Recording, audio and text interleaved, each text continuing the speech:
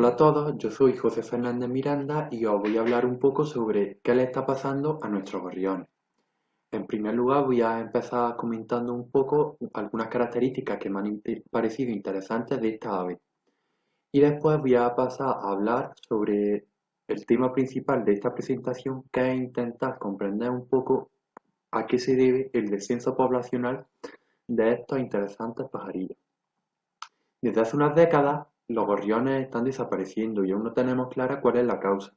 Lo que sí tenemos claro es que si no lo remediamos, las consecuencias pueden llegar a ser muy graves. Los humanos hemos construido un entorno artificial al cual diferentes especies, entre las que están nuestros gorriones, se han adaptado tanto como les ha sido posible. Podríamos pensar que las ciudades son fuentes de recursos alejadas del peligro de lo salvaje, pero como veremos a continuación, sí que existen ciertas amenazas en las ciudades. Cuando nos dicen gorrión, todos solemos pensar en el típico gorrión común, que es el primer gorrión que podemos encontrar a la izquierda de la imagen. Pero la familia de los gorriones o familia Passeridae incluye todos los géneros que podemos observar aquí abajo. A continuación yo voy hablando un poco sobre las especies que podemos encontrar en la península. Voy a empezar hablando sobre el gorrión común, en el cual podemos encontrar dimorfismo sexual. Las hembras serían estas que vemos aquí abajo y los machos serían los de arriba.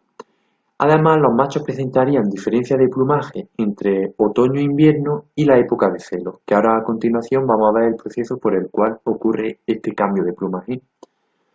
Los gorriones se distribuyen en toda la península ibérica y además se ha descubierto que recientemente han descubierto la isla de Gran Canaria. Se cree que han llegado hasta ella por medio de barcos. Bueno, la zona del pecho del gorrión común se le suele denominar babero. Como podemos ver, justo después de la época de muda es de un color grisáceo y en la época de cielo presenta una coloración negra. Lo que ocurre es que justo después de haber cambiado la pluma, las plumas que en el centro son negras presentan un pequeño borde de color grisáceo. A medida que va pasando el año, este pequeño borde de color grisáceo va desgastándose y cada vez el filito de color grisáceo va quedándose más pequeño hasta llegar a desaparecer en su totalidad. Una vez que este filito gris ha desaparecido, permite que se vea toda la zona negra de la pluma, originándose el color típico del plumaje de los gorriones cuando están en celo. Ahora voy a hablar un poco sobre el gorrión moruno. El gorrión moruno, como podemos observar, también presenta dimorfismo sexual.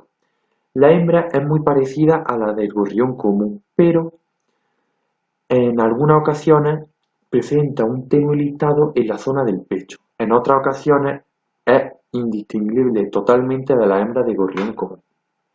El macho sí que es un poco más oscuro y presenta listados por todo el cuerpo. La distribución de estos gorriones es bastante más reducida, pero sí que han podido colonizar las Islas Canarias. Ahora voy a hablar sobre el gorrión molinero, en el cual los machos y las hembras son idénticos y son muy parecidos a los machos del gorrión común. La única diferencia sería que presentan una mancha negra en la mejilla. Podemos observar que también están distribuidos prácticamente por toda la totalidad de la península. Ahora voy a hablar sobre el gorrión común, en el cual los machos y las hembras son idénticos y presentan una pequeña mancha amarilla en la zona de la garganta. Están distribuidos también por la mayoría de la península ibérica y además han colonizado algunas de las Islas Canarias. Ahora voy a hablar sobre el gorrión alpino, que habita en unos pocos lugares en el norte de la península y los machos y las hembras presentan el mismo plumaje, tienen toda la cabeza gris. Los gorriones han tenido que adaptarse para vivir al lado del hombre. Cuando comenzamos a ejercer la agricultura, cuando trabajábamos la tierra, lombrices y algunos insectos salían a la superficie y llamaban la atención de muchos animales. Entre estos estarían los antepasados de nuestros gorriones, que comenzaron a realizar conductas de comensalismo. Los primeros cultivos que desarrollamos consistían en cereales y legumbres, que eran perfectos para los picos de estas aves. Aumentó por lo tanto el número de fuentes de almidón de las dietas de los gorriones, y también lo hizo con ello el número de copias de genes que contenían estas aves, permitiendo que lo asimilaran de una mejor manera. Los humanos, generación tras generación, hemos ido seleccionando las semillas cada vez para que fueran más grandes. Esto fue originando una presión selectiva sobre los gorriones, que favoreció a los ejemplares que tienen un cráneo más voluminoso y que permitía el anclaje de unos músculos más fuertes. Además, también el pico se hizo cada vez más robusto y más largo. Estas aves se han beneficiado tanto de la actividad humana que han llegado al punto de ser considerada el ave más extendida en todo el planeta. En España, además, se considera que los gorriones es la única ave que supera en número a la población humana. Los gorriones, a pesar de que no están en peligro de extinción, sí que están sufriendo una disminución de sus poblaciones a un ritmo muy alarmante.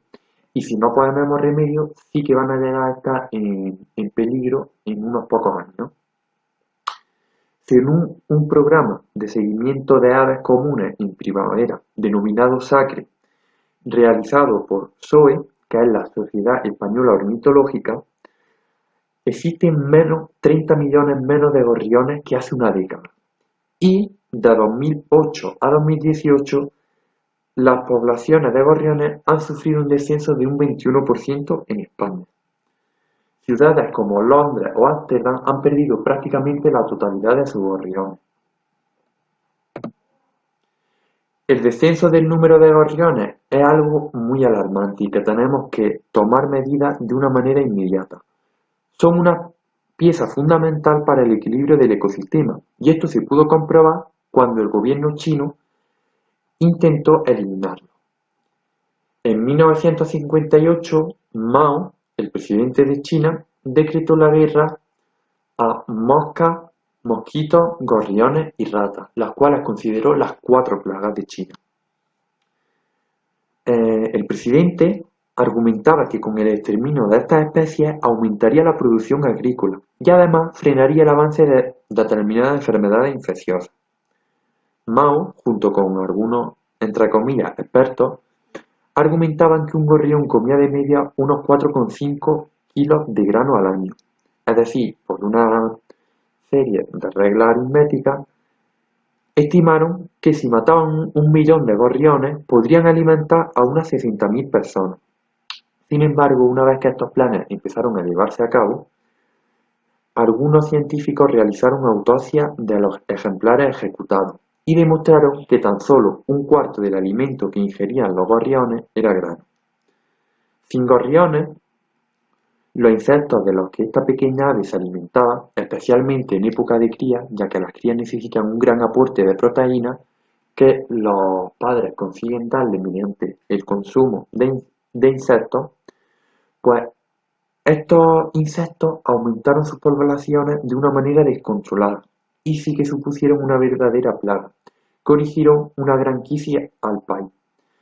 Se originó la gran hambruna china, donde murieron aproximadamente entre 2 y 3 millones de personas. La Unión Soviética tuvo que ceder a China 200.000 gorriones para aumentar la población y que le ayudaran a contener la quinta plaga, que consistió en langostas que podemos observar arriba a la izquierda, que son una especie de saltamontes que desolaron todos los cultivos de China. Las causas del descenso actual de gorriones aún no están claras, pero creo que algunos factores que podría resaltar son los siguientes, que voy a tratar a continuación. En primer lugar, me gustaría comentar el despoblamiento rural, la falta de espacios verdes y también la falta de lugares donde anidar, ya que en las ciudades los edificios modernos no suelen tener ningún espacio en forma de hueco en los que las aves puedan anidar. Los gorriones sí que pueden llevar a cabo nidos directamente sobre los árboles, pero les resulta mucho más complicado. Además, en muchas ocasiones cuando los gorriones construyen un nido, los humanos lo han lo han tirado o han matado a las crías, porque hacia los gorriones siempre ha existido un odio bastante grande. Siempre han tenido una connotación mala, de que comían trigo, pero como podemos ver en el ejemplo del gobierno de China, son una pieza fundamental para el equilibrio del ecosistema. La falta de nidos en las ciudades podríamos remediarla colocando cajas nidos, que podrían tener las dimensiones que podemos ver ahí a la derecha. El orificio de entrada con unos 32 milímetros permite la entrada de gorriones comunes. Para gorriones, por ejemplo, morunos, el orificio de entrada puede ser un pelín más pequeño, de unos 28 milímetros aproximadamente, pero con un orificio de entrada de 32 podríamos permitir la entrada de gorriones comunes y de todos los demás que fueran un poco más pequeños. Además, en las ciudades, aunque pueda parecer un poco contradictorio, sí que existen numerosos peligros para las aves. En primer lugar, quiero comentar los gatos. Los gatos, especialmente aves jóvenes, pueden ingerirlas fácilmente porque las aves jóvenes saltan del nido y aún no tienen la capacidad de volar adecuadamente. Una vez que saltan del nido se denominan volantones. Pues los volantones desarrollan o perfeccionan el vuelo durante unos días posteriores a la salida del nido. En estos días, los gatos pueden capturarlos muy fácilmente. Además, los gorriones no solo capturan gorriones jóvenes, sino que también pueden capturar gorriones adultos cuando, por ejemplo, están distraídos picoteando pan o realizando cualquier otra actividad en las ciudades.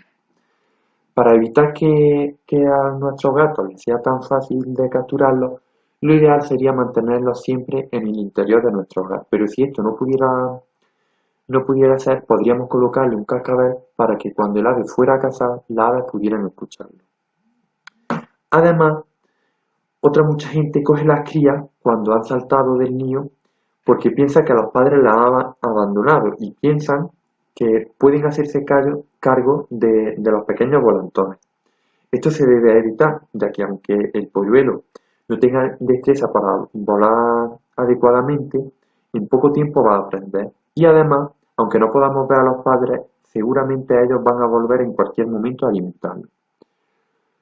En el caso de que fuera estrictamente necesario coger a la pequeña ave, deberíamos avisar a las autoridades que nos pudieran indicar sobre qué hacer con ella. Otro peligro en las grandes ciudades es el choque contra grandes cristaleras. Los pájaros, deslumbrados o simplemente por no ver los cristales, pueden chocarse contra ellos y morir en el acto. Para ello podemos, por ejemplo, colocar adhesivos o pegatinas para que las aves puedan verlos y no vayan a volar directamente sobre la ventana. Otra práctica muy perjudicial para los gorriones es el uso abusivo de plaguicidas. Cuando un gorrión ingiere insectos afectados por insecticidas, le origina una falta de apetito. Esto se ha demostrado mediante diversos estudios que han demostrado que diversos insecticidas disminuyen el apetito de los gorriones. La contaminación acústica y atmosférica también afecta de una manera muy negativa a estas pequeñas aves. Voy a comenzar hablando sobre la contaminación acústica, que los estresa, ya que ellos no pueden escuchar, como lo harían por ejemplo en un campo tranquilo, no pueden escuchar los sonidos de su entorno, por ejemplo en la búsqueda de pareja o incluso a la hora de encontrar a las crías para alimentarlas. Los gorriones también son muy sensibles a la contaminación atmosférica. Son muy propensos a sufrir las consecuencias de la contaminación atmosférica demostrando problemas respiratorios. No hay estudios que revelen directamente que las radiaciones electromagnéticas afectan directamente a los gorriones, pero sí que hay unos estudios que han demostrado que las diversas radiaciones electromagnéticas aumentan la frecuencia de deformaciones en extremidades de urracas, y seguramente pase lo mismo en los gorriones.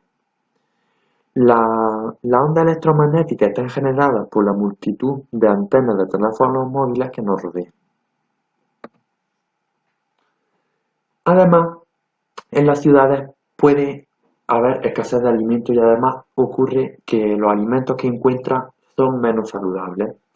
La escasez de alimentos se ha visto especialmente acentuada en la época de pandemia, ya que los humanos hemos reducido nuestras actividades cotidianas y con ello hemos reducido también el número de desechos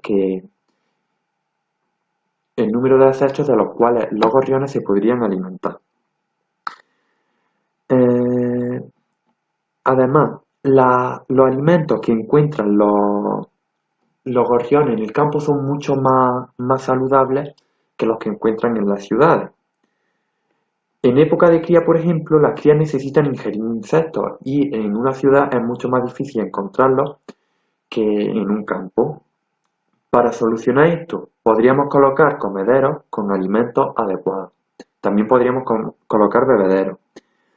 Esto también hay que realizarlo con un cierto conocimiento. Este conocimiento podríamos encontrarlo en la página de SEO, en el cual nos asesoran un poco sobre cómo debemos realizar los comederos, dónde debemos colocarlos, los alimentos que debemos introducir y si es beneficioso o no que los coloquemos.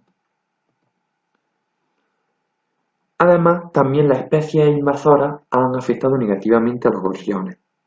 Podríamos resaltar la cotorra argentina, que son todas estas que podemos observar a la izquierda, o la cotorra de Kramer, que es la que podemos observar en la imagen de la derecha, la que está más a la derecha.